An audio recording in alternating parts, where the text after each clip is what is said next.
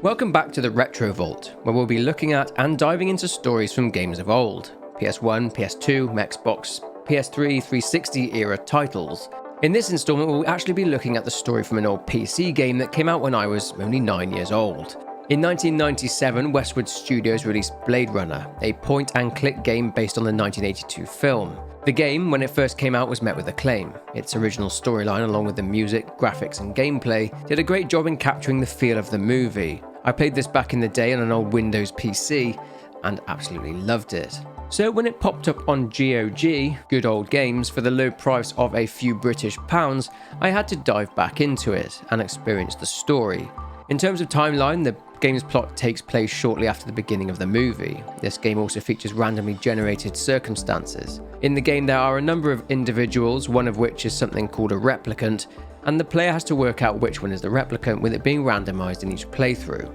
Due to this, even though there are 2 or 3 main endings, there are variations of these endings depending on what you manage to achieve in the playthrough. Finally, even though this game is almost 26 years old, I have to mention that there will be spoilers in this video, so you have been warned, but let's dive in. It's the year 2019, on Earth also referred to as Terra, in the futuristic Los Angeles, California. Los Angeles, according to the film, is massively overpopulated. The city has a population of non-human individuals, androids or robots so indistinguishable from humans that they are sometimes somewhat offensively referred to as skinners and skin jobs. They were originally created by the Tyrell Corporation for slave labor in the colonization of off-world settlements, such as on the Earth's moon and on Mars. But some models, like the Nexus 6, had to be redesigned after they murdered actual human beings. Replicants were programmed to live for a period of 4 years, and this led to groups of replicants revolting in an attempt to extend their lifespan. This in turn led to a mutiny on one of the off-world colonies, and as a result, all replicants were outlawed on Earth. The Los Angeles Police Department then set up a dedicated department to retire any replicants left on Earth, calling themselves Blade Runners. One of these Blade Runners, a newly promoted rookie named Ray McCoy, is about to finish up his 12-hour shift when he gets another call. McCoy goes to the police station for the briefing, and instead of his captain, Captain Bryant, being there, a Lieutenant Edison Guza is there instead, stating that Bryant took a sick day and left him in charge. Due to all the other Blade Runners being tied up, McCoy is needed in order to investigate an animal murder at Runster's animal shop. He's confused as to why he is being given the case, as it's an animal murder, but Guza states that he's got no choice. McCoy is about to leave to attend the scene and is approached by one of his Blade Runner colleagues, the more experienced Crystal Steele, who is investigating a bombing attack at the Tyrell building. After a short back and forth, McCoy leaves the station. Arriving at the shop, ML Runster states that he was attacked by 2 men who went on to kill every animal in the shop. As a quick side note, following the Third Terran War, the Third World War, most of the real animals on the planet died out, and large parts of the sea life became irradiated. The animals Runster was selling were thought to be replicant animals known as animoids, due to real animals being so expensive. This is why this crime is considered a heinous crime, as real animals are not only nearly extinct, but the ones that do exist are incredibly rare. Anyway, although the 2 men carried out the crime, Runster believed that his 14-year-old employee Lucy Devlin was involved in some way. Upon collecting evidence from the scene, McCoy confirms from CCTV analysis that Lucy was indeed there at the scene. One of the pieces of evidence found at the scene, a receipt, leads McCoy to a food stall named Howie Lee's in Chinatown. Spotting the chef, Howie states that the chef has only been working for him a couple of months. In the search for Lucy, this leads to McCoy confronting the chef Zubin in the kitchen.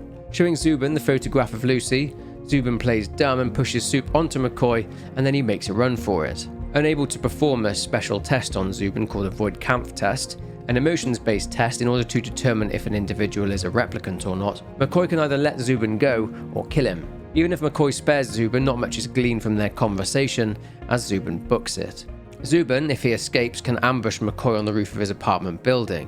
Whatever Zubin's fate, McCoy is approached by a man named Gaff. You'll recognise him from the movies. He's another Blade Runner. He warns McCoy about the perils of retiring replicants in terms of his career. If he accidentally kills a human, his career is over. He talks of a Moonbus massacre. A group of Nexus 6 replicants hijacked a Moonbus, a type of shuttle, from another colony, resulting in 50 people dying and crashed it into Earth, meaning a group of replicants are loose somewhere in the city. The Moonbus itself crashed somewhere out in what's known as the Kipple. Essentially, Los Angeles is heavily polluted, and it's largely down to the Kipple. Kipple is basically debris, but the dust from the debris contains radioactive material. The Kipple itself surrounds the city. It's revealed somewhere in this game that Dr. Eldon Tyrell of the Tyrell Corporation was putting forward the notion of using replicants to clear it. During his last election campaign, Governor Kolvig promised a bold new plan of action to clean up the worst regions of the highly toxic debris that surrounds our city, the so-called Kipple. Just how much progress has been made since then? We spoke to the governor just before his weekly meeting with the city council. Our studies have shown that the Kipple's effect upon Los Angeles is minor. The radiation and toxic waste is contained in relatively small pockets, all miles distant from the city center. Nevertheless, cleaning things up out there is a worthwhile goal, especially with the thousands of specials living on the city fringes. For now, all I can say is that we're looking at several options, and I'm sure everyone will be pleasantly surprised by our final proposal. McCoy returns to his apartment and reflects on his encounter with Zubin. Zubin was the first Nexus 6 I'd come up against. There was something in his eyes, an almost primordial desire to live. Most of the 3s, 4s, and 5s I'd seen would just give up when you had them. But these 6s, they were a whole other breed. So it seems that the Nexus 6 replicants fight back, unlike previous models. If Zubin was spared, McCoy receives a mysterious call from someone. A woman whose voice seems familiar to McCoy thanks him for sparing Zubin. McCoy is tired, so he gets some sleep. But while dwelling in the land of Nod, something is happening over at the Tyrell Corporation. Got your delivery here, man. What? Kingston Kitchen. Oh, yes, right. Hold on.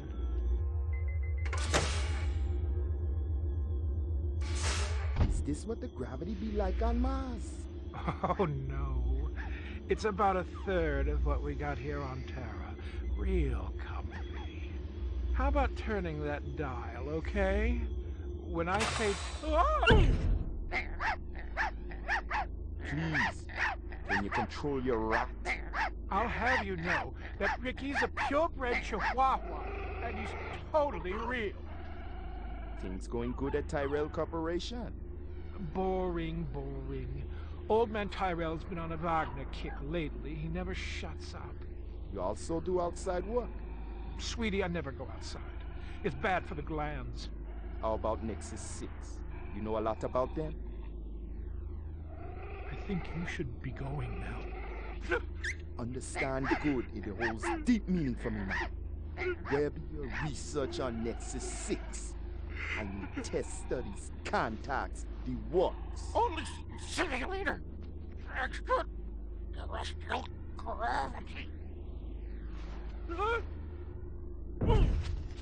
One more minute, you be swallowing this explosive. 3 more minutes, they be hosing you off the True Life building across town. No, I swear.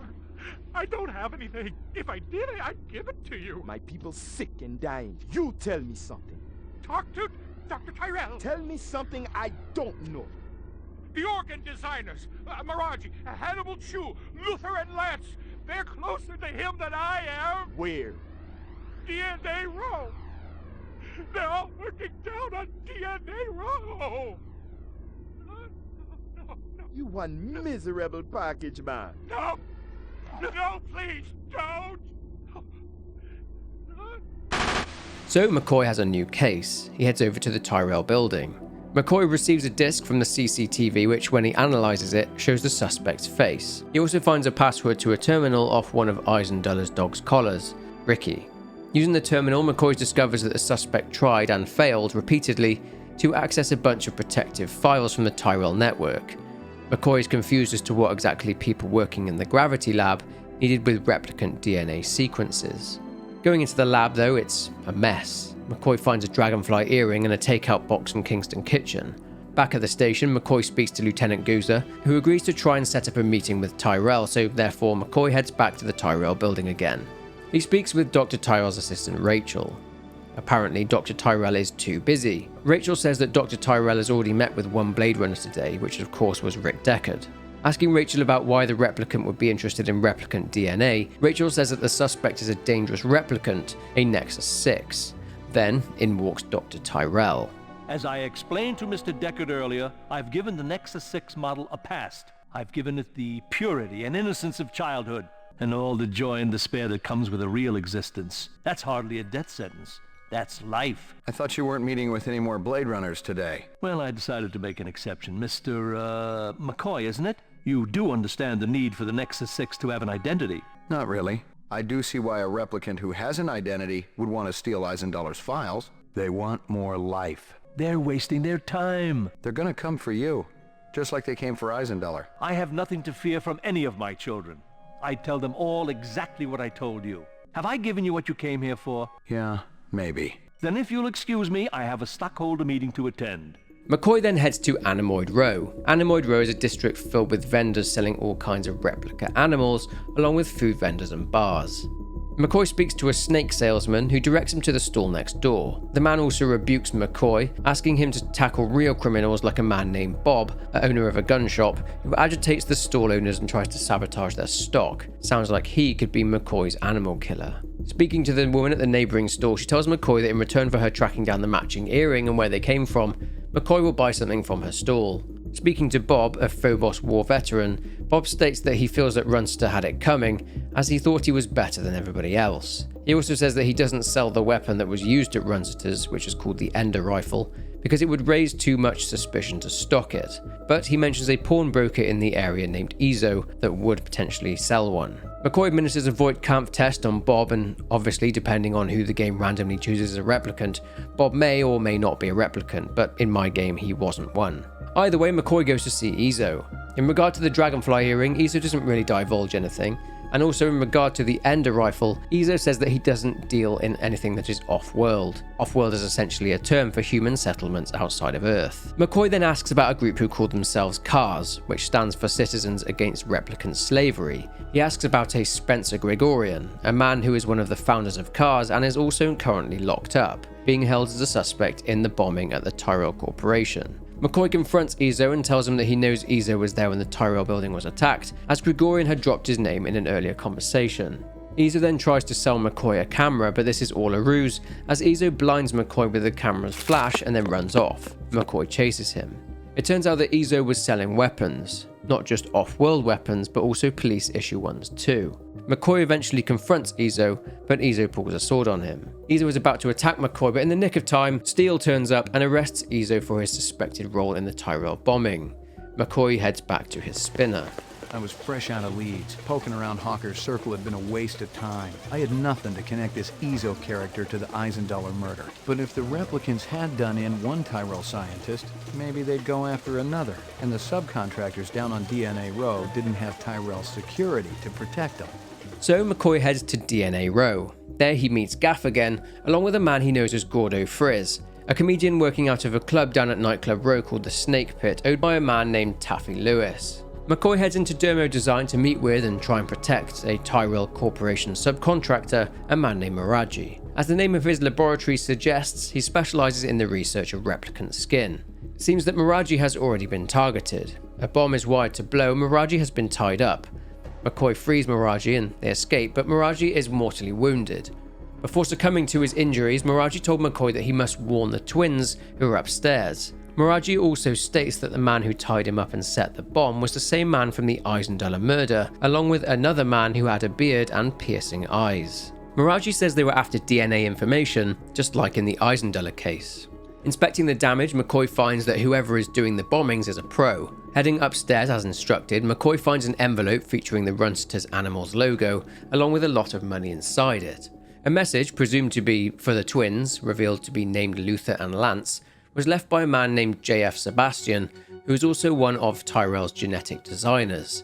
Sebastian was trying to get the twins a job at Tyrell. Sebastian reveals his location, the Bradbury Apartments. McCoy travels there in the hope of talking with Sebastian. He's not there, but there's been a break-in, and McCoy spots someone headed to the roof. He confronts the suspect that he's been searching for.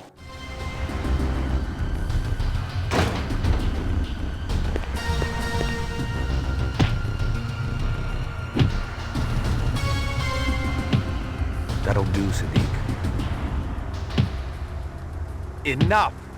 Oh, you think he found us, man? One of the design subcons must have talked. Unstable personalities, to say the least. Told you we should have blown up the old block. It would have created problems down the line. We got problem now, man. This one? He's not a problem. He's an opportunity. You're weak, my friend.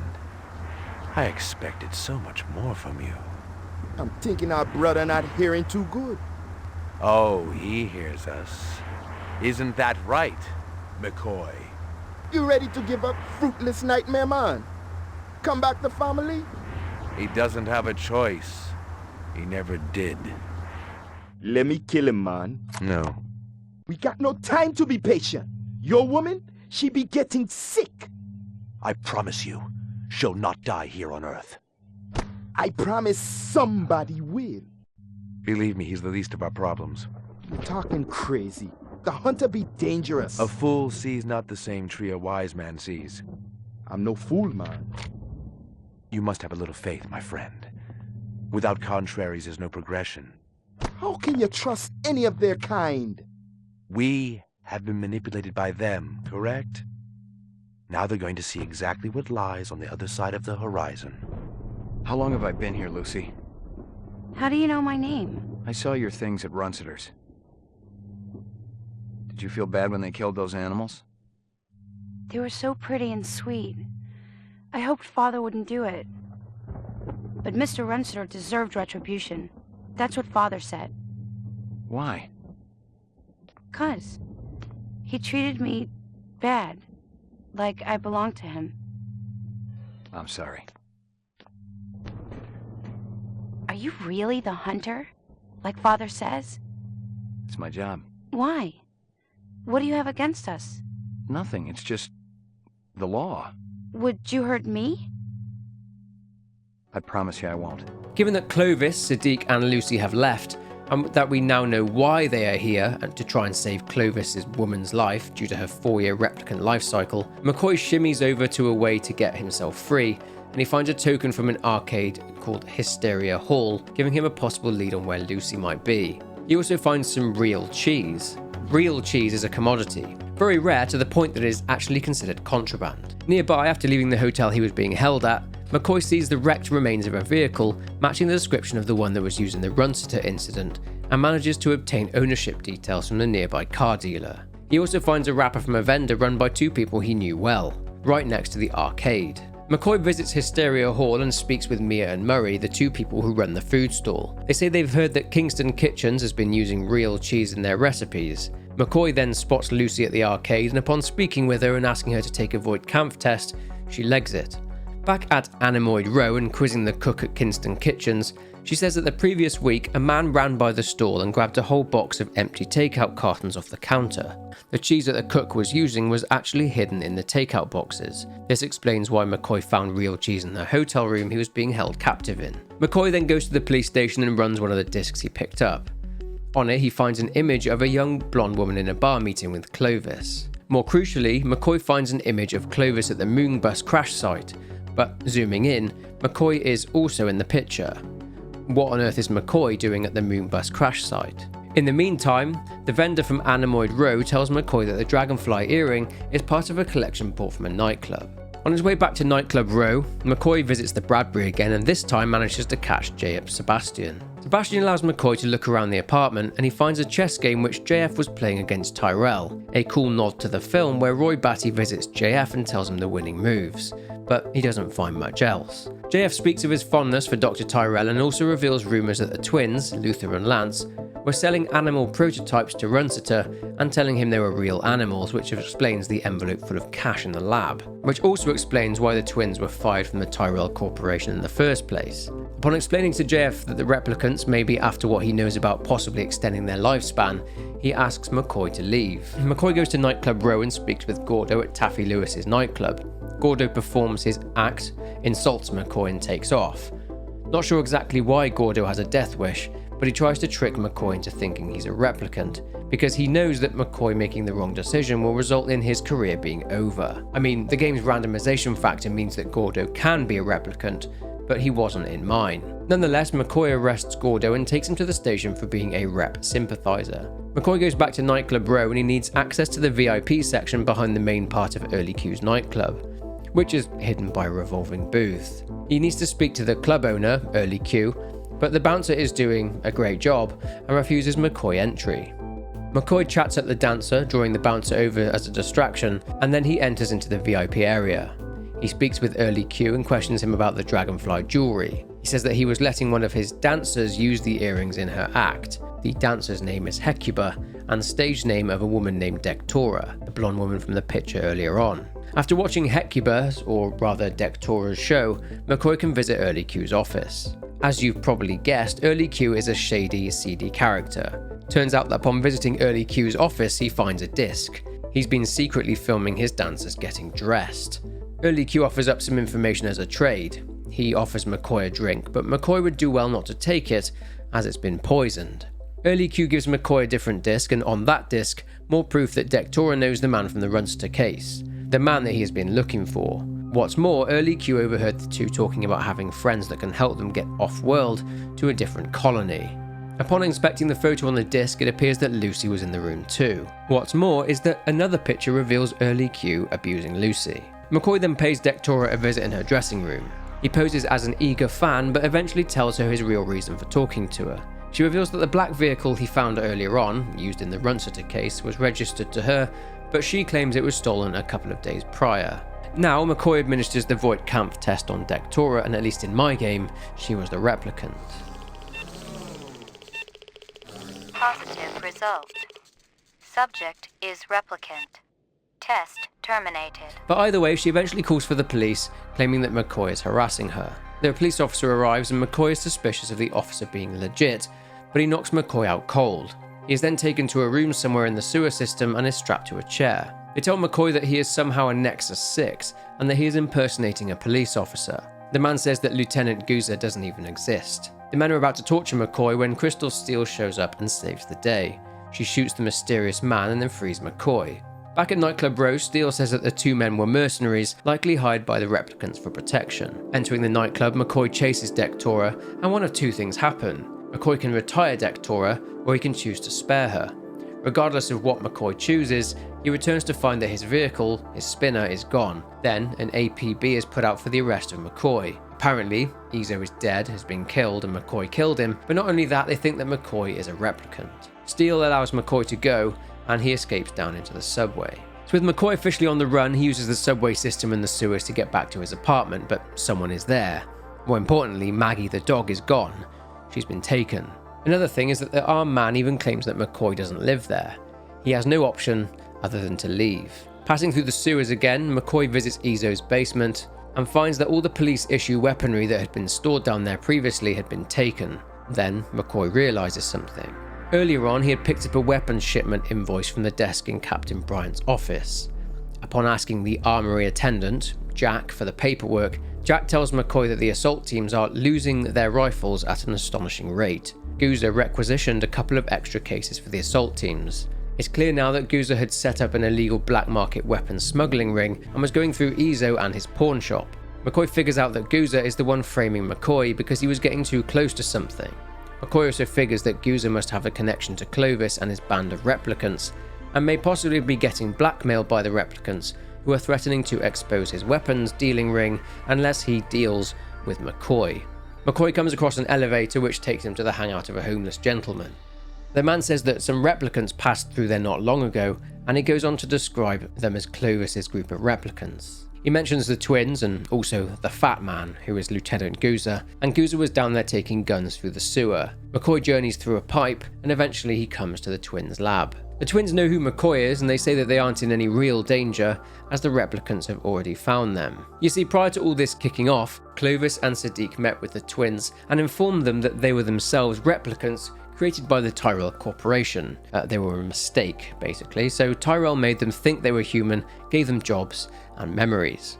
Clovis had shown them photos of their creation. The twins then got to work in trying to achieve what Clovis wanted, which was trying to find a way in order to extend the lifespan of replicants and therefore save Dectora. The twins go on to say that Clovis was trying to obtain DNA information on each part of a replicant: skin, nervous system, and the eyes. Tyrell himself has the basic DNA pattern information, but they're having trouble getting it. So, Clovis has gone to see Eldon Tyrell. After the twins refuse a Voight-Kampff test, McCoy is offered a deal. If he gets the DNA from Tyrell, they will give him a file containing incriminating evidence of all Goozer's illegal activities. McCoy infiltrates the Tyrell building, and bizarrely, the DNA information is just sat there on the table. Delivering it back to the twins, McCoy receives the file. Goozer is extremely corrupt. Before leaving, McCoy has the option to retire the twins.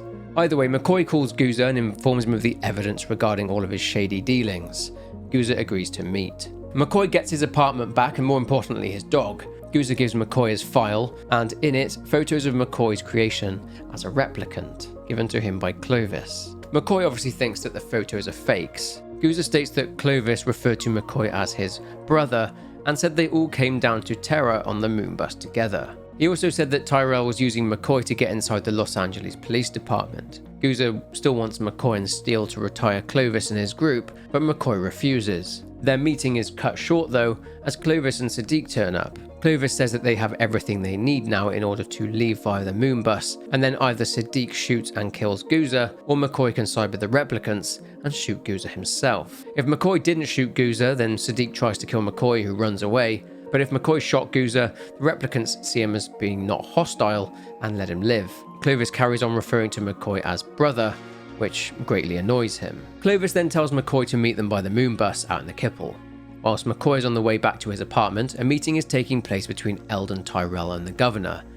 They are talking about using replicants to clear the Kipple from outside of the city. The governor is, of course, quick to remind Tyrell that the replicants aren't allowed on Earth so that it would be illegal. Tyrell then says that laws can be changed, and that the governor would therefore be the hero who eliminated toxic debris. Clovis then turns up.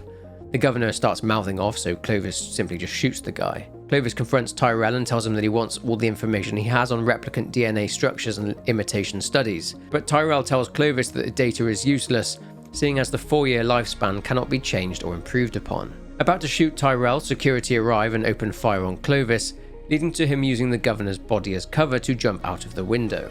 Having returned to his apartment now, McCoy finds it empty. The man has gone, but in my game, he had killed his dog.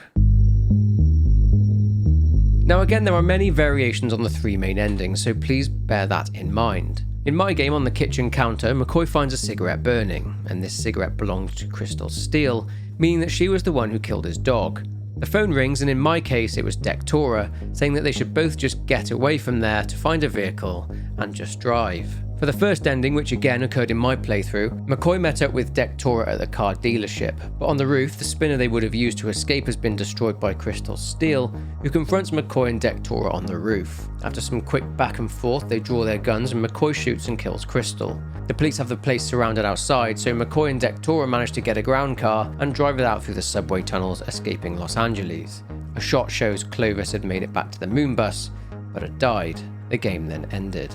The second ending was that McCoy journeyed out into the Kipple to the Moonbus instead of meeting with Dectora. Crystal Steele was there waiting for him. She gloats about killing his dog, etc. She threatens to administer a Voight-Kampff test on him. They draw guns and McCoy bests her. Going over to the Moonbus, McCoy speaks with Sadiq, who tells him that he doesn't care about killing humans because a Blade Runner killed his woman. Revenge is all he's got left. Speaking with Clovis, McCoy, providing he's collected it all, hands over the replicant DNA information he's gathered. Then they all fly off of Earth and into space. The game then ends. And the third and final ending hinges upon McCoy not being a replicant sympathizer, killing the replicants and generally just doing his job as a Blade Runner, known as the real Blade Runner ending. He meets up with Crystal Steele in the Kipple, and they defuse a trap laid by Sadiq. If McCoy doesn't, then Crystal will die in an explosion. Due to Crystal not thinking McCoy is a replicant sympathizer and not killing his dog Maggie in this scenario, Maggie is by the Moonbus. But after calling her over, it's revealed Sadiq put a bomb around her and he detonates it, killing her. McCoy wastes Sadiq in revenge and runs over to the Moonbus. He convinces Crystal to let him finish Clovis himself. He finishes Clovis off and Crystal congratulates McCoy. Crystal offers to be McCoy's partner and the game then ends with the two walking back towards the city. There is yet another alternate ending in which McCoy can kill the replicants and kill Steele. Then Gaff shows up and McCoy tells him Crystal was a replicant sympathizer, bringing on the end of the game. But that's pretty much it for this story and the episode of the Retro Vault. There are probably more endings, but I think I've managed to cover the most important ones. But there is one thing remaining. Was McCoy a replicant all along? Remember that he was pictured by the moon bus. Goozer was handed photographs of McCoy being created by Tyrell, and McCoy, after being stung by a deadly scorpion at the ladies' stall on Anemoid Row, McCoy didn't actually die, he ended up surviving it. Let me know what you think in the comments below. If you enjoyed this video, then please leave a like and subscribe so you don't miss out on future videos. Leave a comment down below with your thoughts, but for now, take care and I will see you in the next one.